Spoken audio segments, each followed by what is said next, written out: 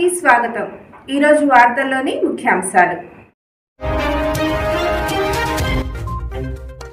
మాచర్లకు వెళ్లొద్దని YCP MLA పిన్నెల్లికి AP high court ఉత్తర్వులు.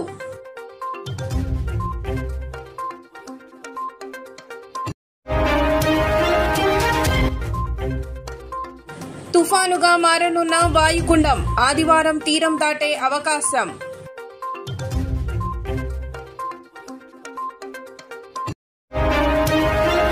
Crorepati tax విధించాలి. 10 కోట్ల కంటే ఎక్కువ ఆస్తులు ఉంటే 2%. వరల్డ్ ఇన్ఈక్వాలిటీ ల్యాబ్ నిపుణుల సూచన.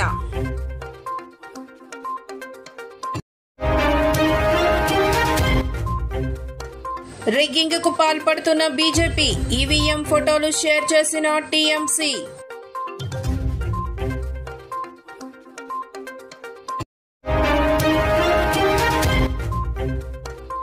చార్ధామ్ యాత్రలో ఇప్పటి వరకు 52 మంది మృతి.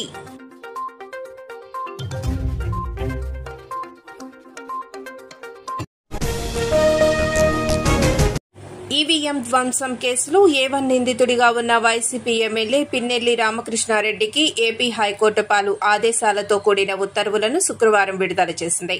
ఈ నెల 13న జరిగిన ఎన్నికల పోలింగ్ రోజున నియోజకవర్గంలోని పాల్వాయ్ గేట్లో ఎమ్మెల్యే పిన్నెల్లి ఈవీఎంను ధ్వంసం చేశారు. ఈ దృశ్యాలు వెబ్కాస్టింగ్ లో నమోదు కావడంతో కేంద్ర ఎన్నికల సంఘం పిన్నెల్లిని అరెస్టు చేయాలని ఆదేశించడంతో ఆయన 2 రోజులు పోలీసులకు చిక్కకుండా పారిపోయారు. గురువారం అనూహ్యంగా ఏపీ హైకోర్టును ఆశ్రయించి జూన్ 6వ తేదీ వరకు ముందస్తు బెయిల్ తెచ్చుకున్నారు. జూన్ 4వ తేదీన జరిగే కౌంటింగ్ కు ఏజెంట్ల నియామకానికి అభ్యర్థి తప్పనిసరిగా ఉండాలన్న ఎన్నికల నిబంధనను అనుసరించి హైకోర్టు పిన్నెల్లిపై పలు ఆంక్షలు విధించింది. జూన్ 4వ తేదీన కౌంటింగ్ రోజు సొంత నియోజకవర్గమైన మాచర్లకు వెళ్లవద్దని, నరసరావుపేటలో జరిగే కౌంటింగ్ కు వెళ్లవచ్చని సూచించింది. అంతేకాకుండా బాధితులను బెదిరించవద్దని, ఎలాంటి ప్రలోభాలకు గురి చేయవద్దని ఆదేశించింది. పశ్చిమ మధ్య బంగాళాఖాతంలో కొనసాగుతున్న అల్పపీడన ప్రాంతం ఈశాన్యం వైపునకు కదిలి శుక్రవారం ఉదయం మరింత బలపడి వాయుగుండంగా మారింది. ఇది బంగ్లాదేశ్లోని ఖేర్పురకు దక్షిణ నైరుతి దిశగా 170 కిలోమీటర్ల దూరంలో కేంద్రీకృతమైంది. ఈశాన్యం వైపునకు కదులుతూ శనివారం నాటికి తుఫానుగా బలపడనున్నదని వాతావరణ శాఖ పేర్కొన్నది. ఆదివారం బెంగాల్, బంగ్లాదేశ్ మధ్య తీరం దాటే అవకాశమున్నదని తెలిపింది. దీనికి రెమెల్ తుఫానుగా పేరు పెట్టింది. ఈ నేపథ్యంలో ఈశాన్య రాష్ట్రాలకు భారీ వర్ష సూచన చేసింది. బెంగాల్, ఉత్తర ఒడిశా, మిజోరాం, త్రిపుర, మణిపూర్ రాష్ట్రాలకు హెచ్చరికలు జారీ చేసింది. తీరం దాటే సమయంలో భారీ వర్షాలతో పాటు గంటకు 102 కిలోమీటర్ల వేగంతో గాలులు వీస్తాయని, మత్స్యకారులు వేటకు వెళ్లొద్దని హెచ్చరించింది. దక్షిణ బంగాళాఖాతం, అండమాన్ నికోబార్ దీవుల్లోని మిగిలిన ప్రాంతం, ఉత్తర మధ్య బంగాళాఖాతంలోని కొన్ని ప్రాంతాల్లో శుక్రవారం నైరుతి రుతుపవనాలు విస్తరించాయి. దేశంలో అంతకంతకు పెరుగుతున్న ఆర్థిక అసమానతలను తగ్గించడానికి ఫ్రాన్స్కు చెందిన వరల్డ్ ఇన్ఈక్వాలిటీ ల్యాబ్ ఆర్థికవేత్తలు పలు కీలక సూచనలు చేశారు. దేశంలోని సంపన్నులపై కరోడ్పతి ట్యాక్స్ విధించాలని సిఫారసు చేశారు. 2010 తర్వాత ఉన్నట్టుండి కోట్లకు పడగలెత్తిన కరోడ్పతిలు సంపాదించిన సొత్తుపై ముఖ్యంగా ఈ పన్ను విధించాలని పేర్కొన్నారు. సంపదపై పన్ను, వారసత్వ పన్ను పేరిట ఈ ట్యాక్స్ ఉండాలని సూచించారు.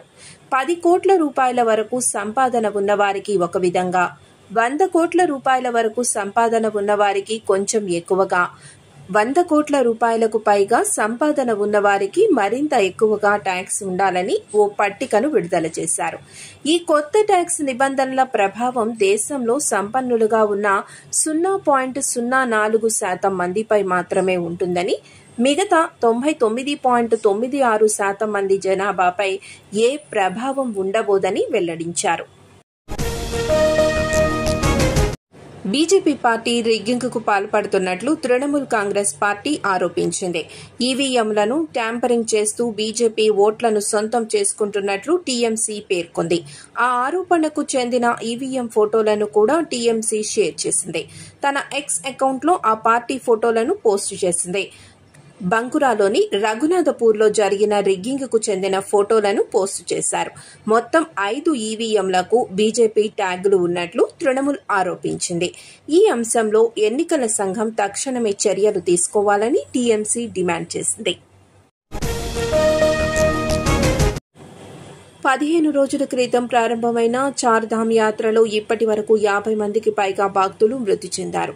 గుండెపోటు కారణంగా అధిక మరణాలు సంభవించాయని, మృతుల్లో 60 ఏళ్లు పైబడిన వారే ఎక్కువని గర్హాల్ కమిషనర్ వినయ్ శంకర్ శుక్రవారం చెప్పారు.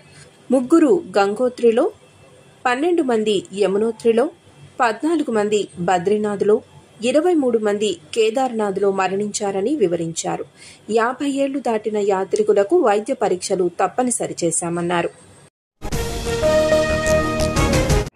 వార్తలు ఇంతటితో సమాప్తం. చూస్తూనే ఉండండి పీపుల్స్ పల్స్.